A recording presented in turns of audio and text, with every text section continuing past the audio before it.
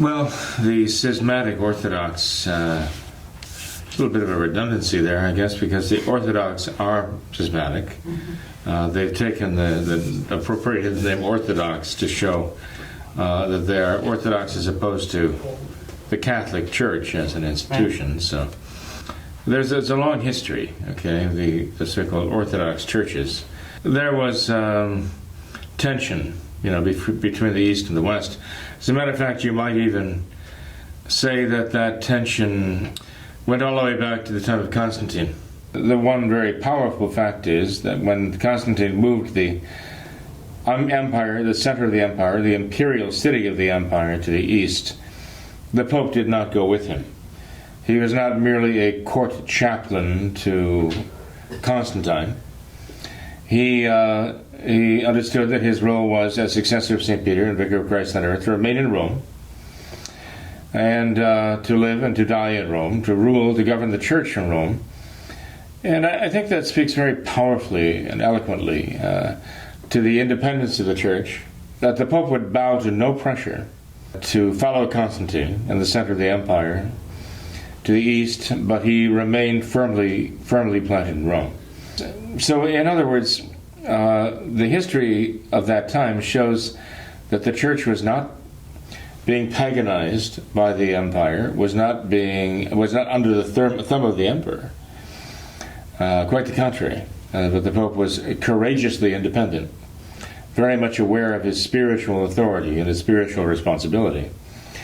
In any case, the tensions that arose from all of this, the politics and all the rest, the growing opulence of the East, the growing disorder in the West, led to a great dichotomy between the conditions in the East and the conditions of the West, so that the Easterns really did regard themselves as vastly superior to the kind of the barbarian, the barbarism of the West, So all of this created some very serious opposition in the East and West, and a tendency in the East to say, we have the empire, we have the emperor, we are the imperial city, we have the power, the military, the economic, the social power, the legal power. We are not prey to these barbarian invasions as you are. We are not intermingling our peoples with the barbarians and so on. We are superior to you, and therefore we should be independent of you. Again, it was a matter of worldly power against spiritual power. This was a sense of it. But a century later, actually in the year 1054, the schism erupted. Michael Cerularius was his name, led the churches of the East, the Christian churches of the East, out of the church. And that was the great movement that was the foundation of the Orthodox churches. Orthodox as opposed to Catholic as institution, anyway. You see, what we've got happening here over centuries now is conflict. And starting with the moving of the empire and the conflict of almost kind of a rivalry and sense of superiority on the East, and a determination of who is actually going to have the power. How did this all turn out? Well, in our own day, we saw the results of this idea. The Orthodox had essentially tied the religious power to the civil power, which in the West the popes would never do. They fought against doing it. They fought when they had to resist it. They did. But the Orthodox point, essentially, as it developed over the centuries, leading up to the actual schism, was that this is the imperial city, this is where the power is, this is where the glory is here on earth, and so on, and this should have a certain primacy.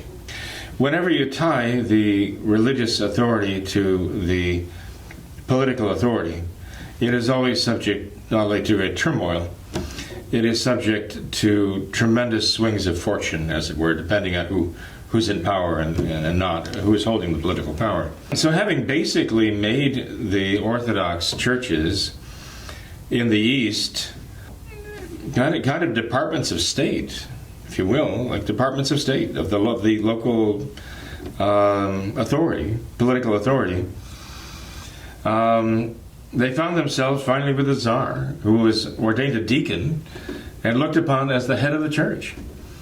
Like what Henry VIII wanted to be in England. He styled himself this way, as though he was the head of the church in England because he was the head of the political power in England.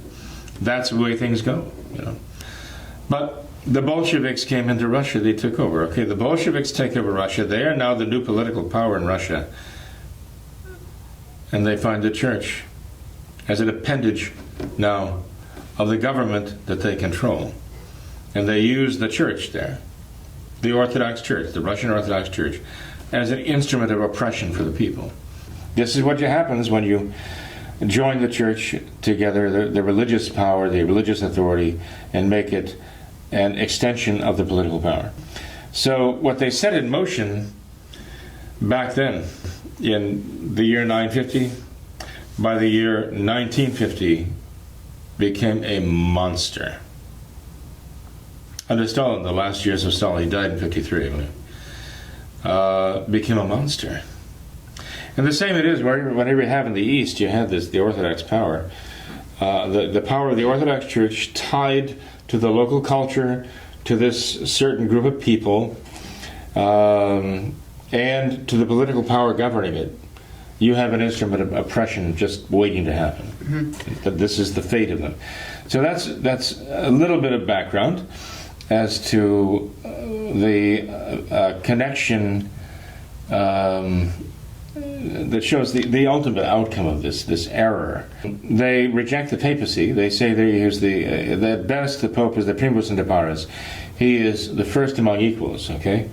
So there's an order of honor, a certain priority of honor that is given to him, but he has no authority. That the individual bishop of the place, the metropolitan of the place, is the religious power, and they don't recognize a pope as such with authority and powers that we know of as truly papal powers. They reject the ecumenical councils, after a certain part, namely after their schism. They just reject that. They don't accept the Immaculate Conception because that was defined by papal authority. The Assumption of Our Lady. If they do believe it, it's because they have a tradition in that part of the world that goes back to endorse it. But they do not accept any pronouncements of doctrine by the Holy See of the Catholic Church as having any binding power over them. Okay, and in the 1400s, there was a great council in Florence. Emissaries were sent. This is the very year that this is the very century that Constantinople finally fell. There was one last great effort of the Catholic Church, and with the cooperation of Orthodox bishops who came to Florence, Italy, to meet in council to try to bring the Orthodox back into the Catholic fold again. But the majority of the Orthodox bishops refused to return to union with Rome, and they went back to the East, and they, to this day, the Orthodox churches following from them continue in schism. But to this day, now, you'll find that there are Eastern Orthodox churches that are in schism. Greek Orthodox, Romanian Orthodox, Russian Orthodox, and so on. But you'll also find Catholic churches among those ethnic groups, or those nationalities or cultures. And as I say, they are not referred to as Orthodox, but as Catholic. And as a group, they are known as Uniates because they return to union with the Catholic Church. Believe it or not, Tom, I know I've been prolix and going on and on and on here. But, it's not just the type of thing you say, well, they say this and we say that, they say this and we say that. It really is a matter of the authority of Peter and his successors, and that the very office, Petrine office in the church.